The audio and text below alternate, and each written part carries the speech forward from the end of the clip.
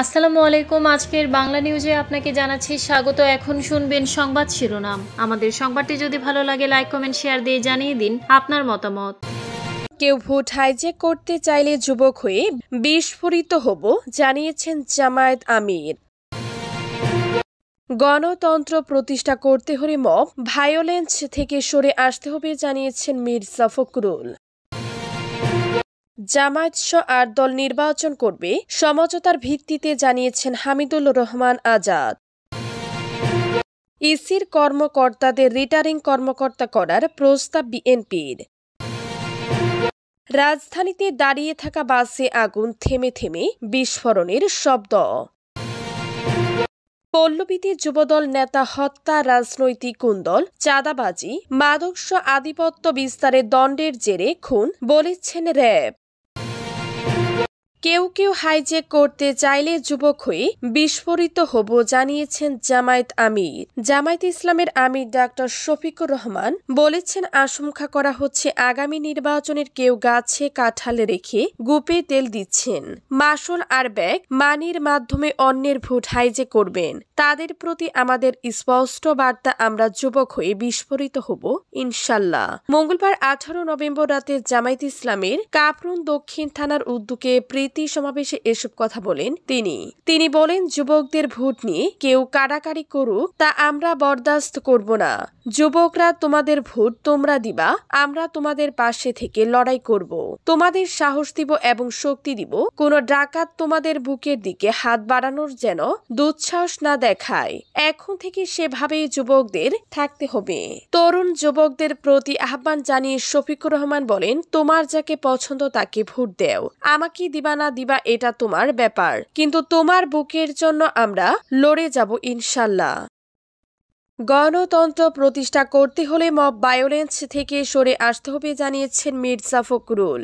দেশে গণতন্ত্র প্রতিষ্ঠার অন্যের মত প্রকাশের স্বাধীনতাকে রক্ষা করে মব ভায়োলেন্স থেকে সরে আসতে তাগিদ দিয়েছেন বিএনপির মহাসচিব মির্জা ফখরুল ইসলাম আলমগীর। মির্জা ফখরুল বলেন, আন্তর্জাতিক অপরাধ ট্রাইব্যুনালে যখন মানবতা বিরোধী অপরাধের দায়ে ফ্যাসিস্ট শেখ হাসিনা রায় দেয়া হচ্ছে, আর অন্যদিকে মব ক্রেসি বা ভায়োলেন্স তৈরি করা হচ্ছে, এটা কিসের আলামত জানি না, তবে আমার মনে হয় ওই রায়ের গুরুত্ব কমিয়ে দিতে বিশেষ একটা মহল ভিন্ন দিকে দৃষ্টি দিতে কাজ করছে। সেজন্য রাজনৈতিক দলগুলিকে এই বিষয়টি খতিয়ে দেখতে আহ্বান জানিয়েছেন তিনি।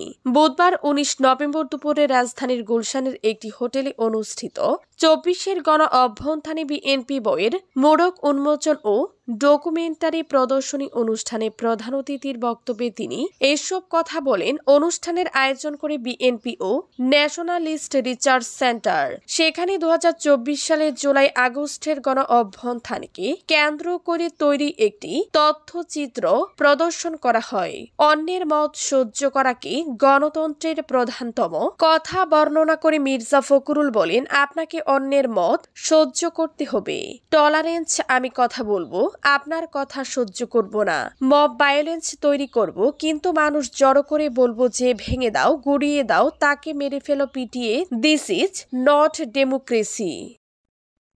জামায়াত সহ ৮ দল নির্বাচন করবে সমঝোতার ভিত্তিতে, জানিয়েছেন হামিদুর রহমান আজাদ। যুগপন্থ আন্দোলনে থাকা আন্দোলনে ইসলামী সহ ৮টি দল আসন সমঝোতা করে নির্বাচনে অংশ নেওয়ার প্রস্তুতি নিচ্ছে। ৫ দফা দাবিতে বুধবার ৮ দলের নতুন কর্মসূচি ঘোষণার সংবাদ সম্মেলনে এ কথা জানান জামায়াতে ইসলামীর সহকারী সেক্রেটারি জেনারেল হামিদুর রহমান আজাদ। হামিদুর রহমান আজাদ বলেন, ৮ দল সমঝোতার ভিত্তিতে আগামী জাতীয় নির্বাচনে অংশ নেবে। অন্য দলের জন্য জোটের দরজা উন্মুক্ত রয়েছে। আগামী ফেব্রুয়ারিতে একাদশ সংসদ নির্বাচনের ঘোষণা রয়েছে। জামায়াত সহ বিভিন্ন ইসলামী দল একসময় বিএনপির সঙ্গে জোটে থাকলেও জুলাই অভ্যুত্থানের পর আওয়ামী লীগহীন ভোটের মাঠে চিত্র বদলে গেছে। জামায়াত এবার ইসলামী দলগুলিকে নিয়ে আলাদাভাবে নির্বাচন করতে চাইছে। জামায়াতের সঙ্গে যুগপন্থ আন্দোলনে থাকা দলগুলো হচ্ছে ইসলামী আন্দোলন বাংলাদেশ, বাংলাদেশ খেলাফত মজলিস, নেজামে ইসলামী পার্টি, বাংলাদেশ খেলাফত আন্দোলন, বাংলাদেশ ডেভেলপমেন্ট পার্টি ও জাতীয় গণতান্ত্রিক পার্টি। ইসির কর্মকর্তাদের রিটার্নিং কর্মকর্তা করার প্রস্তাব বিএনপির। আগামী জাতীয় সংসদ নির্বাচনে নির্বাচন কমিশনের ইসি নিজস্ব কর্মকর্তাদের রিটার্নিং কর্মকর্তা ও সহকারী রিটার্নিং কর্মকর্তার দায়িত্ব দেওয়ার প্রস্তাব দিয়েছে বিএনপি। আজ বুধবার নির্বাচন কমিশনের সঙ্গে সংলাপে দলটির পক্ষ থেকে এ প্রস্তাব দেয়া হয়।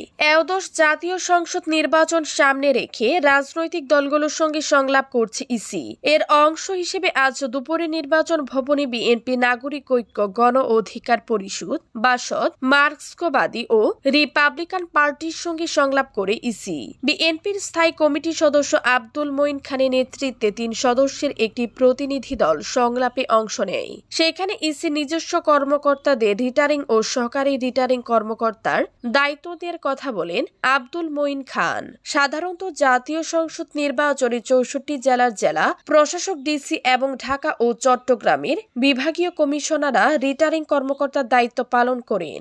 উপজেলা বিএনপি কর্মকর্তা, ইউএনও এবং ক্ষেত্র বিশেষে নির্বাচন কমিশনের কর্মকর্তারা সহকারী রিটার্নিং কর্মকর্তার দায়িত্ব পালন করেন। এর আগেও বিভিন্ন নির্বাচনের আগে ইসি নিজস্ব কর্মকর্তাদের এই দায়িত্ব দেওয়ার দাবি উঠেছিল।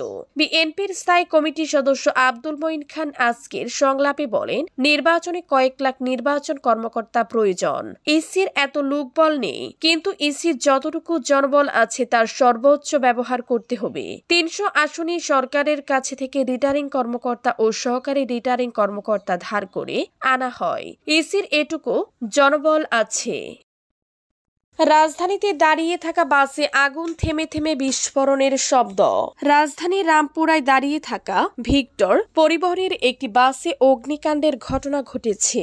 বুধবার রাত 10টার দিকে রামপুরার বাংলাদেশ টেলিভিশনের কার্যালয়ের কাছাকাছি একটি স্থানে অগ্নিকাণ্ডের এ ঘটনা ঘটে। প্রত্যক্ষদর্শীরা বলেছে, আগুন লাগার পর বাসটি থেকে একাধিক বিস্ফোরণের শব্দ হয়েছে। তারা জানায়, জনমনে আতঙ্ক ছড়াতে কেউ বাসটিতে আগুন দিয়ে থাকতে পারে। ঘটনাস্থলে উপস্থিত একজন পুলিশ সদস্য বলেন, ফায়ার সার্ভিসকে খবর দেওয়া হয়েছে, তারা ঘটনাস্থলে এসে আগুন নেভানোর কাজ করবে। শেষ খবর পাওয়া পর্যন্ত রাত 10টা 20 মিনিটে ফায়ার সার্ভিসের একটি দল ঘটনাস্থলে এসে আগুন নেভানোর কাজ করছে। রাজনৈতিক কুন্দল, চাঁদাবাজি, মাদকস আধিপত্য বিস্তারের দণ্ডের জেরে খুন জানিয়েছেন র্যাব।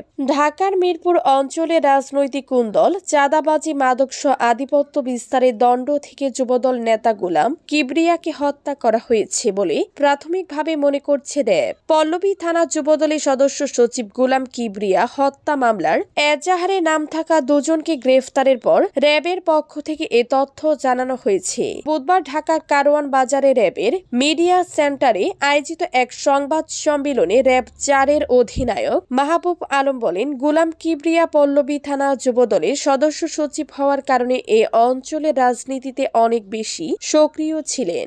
এ অঞ্চলে রাজনৈতিক মেরুকরণের পর কিবরিয়ার আগে যাদের সঙ্গে শখ ছিল তাদের বিরুদ্ধে কাজ করেছিলেন তিনি।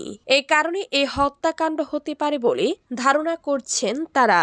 শীর্ষ সন্ত্রাসী মফিজুর রহমান ওরফে মামুনের সঙ্গে গোলাম কিবরিয়ার 47 শখ ছিল বলে জানিয়েছে র্যাব। তবে এই হত্যাকাণ্ডের সঙ্গে মামুনের সম্পর্ক আছে কিনা সেটি তদন্ত করা হচ্ছে বলে সংবাদ সম্মেলনে জানান র্যাব কর্মকর্তা মাহবুব আলম।